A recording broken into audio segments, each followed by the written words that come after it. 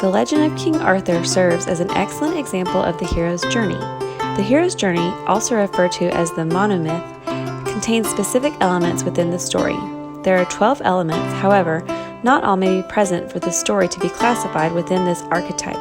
In this presentation, key aspects will be highlighted to demonstrate why the legend of King Arthur serves as the epitome of the classic hero's journey.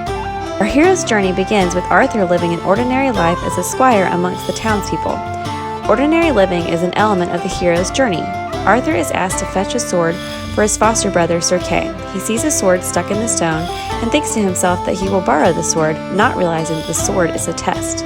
Whoever pulls the sword from the stone will become the new king.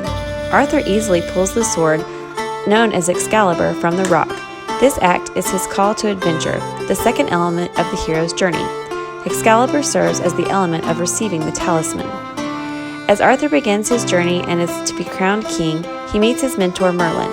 Merlin guides Arthur through his transformation and helps him cross the threshold as he rides into Camelot to be crowned king. Here we note the elements of meeting the mentor and crossing the threshold. Within the hero's journey, the elements of being tested, making allies, and encountering enemies are present. Arthur passes the test of pulling the sword from the stone. At first, Sir Kay tries to pretend that he is the one who should be crowned king. However, when asked to do it again, he is unable to pull the sword from the stone.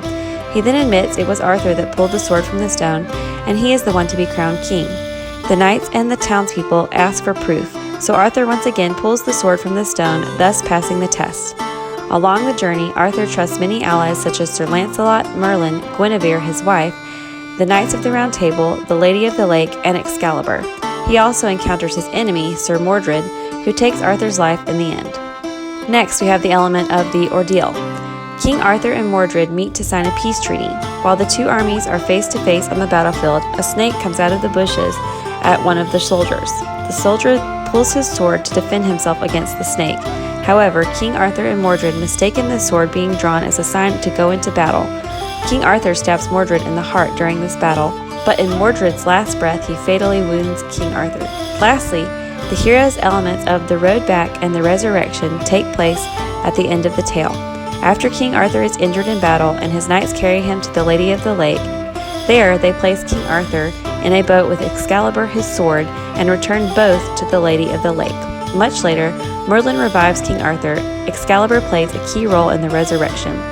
The elements mentioned are the key aspects of the hero's journey. The legend of King Arthur is a classic example of following the hero's journey archetype.